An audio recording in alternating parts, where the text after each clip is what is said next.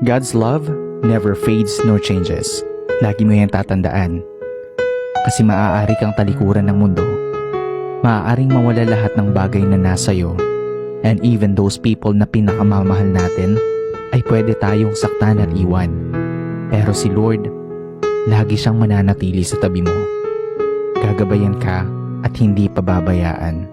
Lalong-lalo na sa panahon ng kawalan.